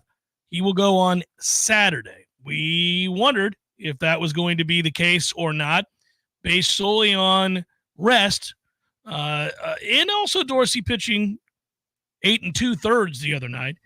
But Arnold would be going on a day's less rest than normal if he were to start tomorrow. And they decided not to do that. Dorsey, had he been pushed back, would have gotten an extra day's rest above and beyond the normal stretch. So he's going to pitch in what would be his normal amount of rest. And what you get is Arnold getting his full rest to pitch on Saturday. So that's it. On schedule, Carson Dorsey, Jamie Arnold. That's it, Friday, Saturday. And then you're just hoping that that is the one that punches the ticket to Omaha. Nobody wants to go to Game 3 unless you're unless you're down 1-0 and you can force it and win Game 2. But yeah, you want obviously to have a confident Carson Dorsey do something similar. I don't think it would be reasonable, obviously, to expect him to go out and give you 8 2/3, 26 of the 27 outs. But I would think that you're hoping that he can get you 18 outs. And if he can do that, you can piece it together from there and roll on Big River and get you a win. Score will dictate which guys go and which guys come in. See how the game's played. For Florida State, it's a team they're facing that has an awful lot of veteran presence and a road tough team. They've played 38 road games this year, Tom, has Connecticut. They started their season with 18 games in a row on the road. They've played good teams, and, they've been in hostile environments. I would suspect that they're able to handle the noise of Hauser. The heat of Hauser might be different for their pitching staff. We'll see, because the starters, and I talked about this in the first hour, if you go, I just pulled up their stats early this morning in preparation for the Mike Capozzi interview. And when I did that, I started going through all the numbers, and I was trying to figure out who's what with this team. Ian Cook, Big East Pitcher of the Year, was really good over the course of his last 8 to 10 starts. He dominated Duke, by the way, 1 earned run in 5 2/3, throws 94, has a slider and a changeup.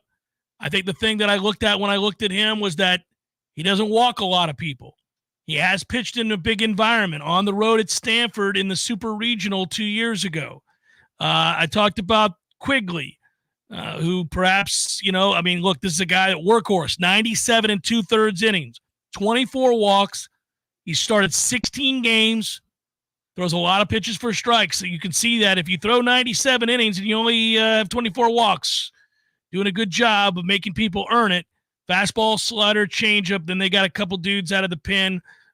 Braden Quinn's a big lefty. Brady Aftham is a 2.08 ERA righty out of the pen. So those are the guys you're going to be looking at for them. They've got some speed on the base paths. You heard Micah reference that. So you get a little sense of who UConn is in this game starting tomorrow, Tom. So you surprised at all by this? I don't know. We kind of vetted it as much as we could. It's funny when the interview was initially over and we were talking, I thought, man, they're going to throw Dorsey on Friday. And then as I rattled it around so good job, Coach Posey. He threw enough of the other stuff out there, misdirection. I thought they were going to go the other way.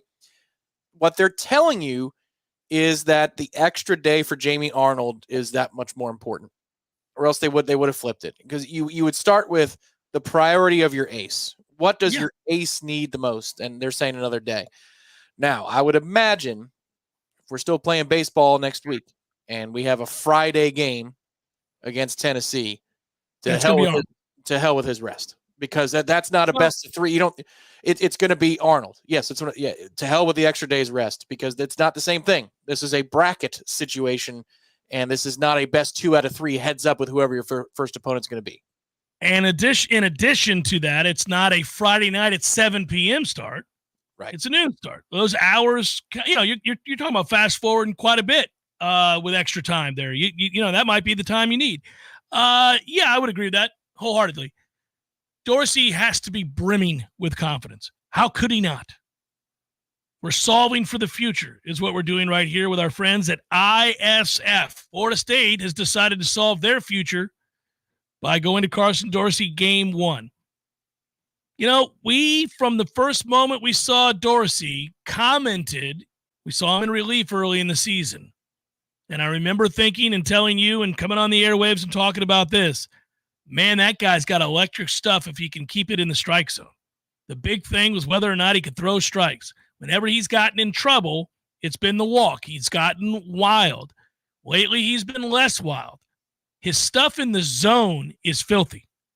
And I don't know how you could be anything other than supremely confident coming out of that last regional pitching the way that he did, and the pressure that one would feel in the postseason, and to step up there and do what he did. He's going to probably be a guy who feels very good of challenging hitters in the zone early in this game. We'll know right away.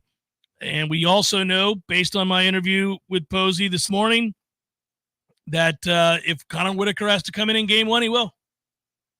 I mean, they're not holding anybody back here. No, it sounds like in this instance, they're going to bank on Arnold going a little deeper. And if they've got to use Whitaker and Oxford tomorrow, along with Dorsey, that's exactly what they will do. That's exactly what they will do. The question is, let's say that Dorsey's performance puts you in the middle. He gives you 4 2/3, solid baseball, solid outing. Do you go to Oxford then, or do you turn it over to Whitaker? Well, am I up 9-2 or am I up 5-3? I mean, it's tough. It's 3-2 Noles. 3-2 Noles. Oh, well, yeah, no, you're going to you're going to the guys you trust the most at that point. You would go to Oxford. I'd go to Oxford. Yeah.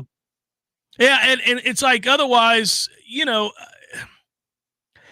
should mention, and I talked about I don't want to shortchange these guys, but in the conversation with Micah, I brought up, I brought up Connor Whitaker, but I brought up also that Holtz, Oxford, Abraham, Joe Charles.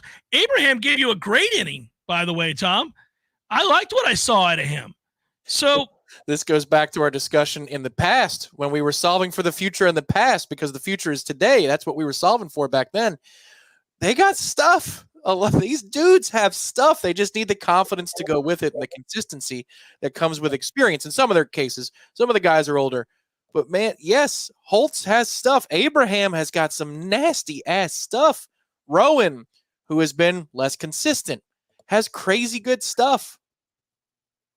They got it's fun to think about what this I don't want to get ahead of myself, but when we talk about them being there to stay, and they got a commitment out of the portal, the kid from over in Jacksonville today, right, or yesterday.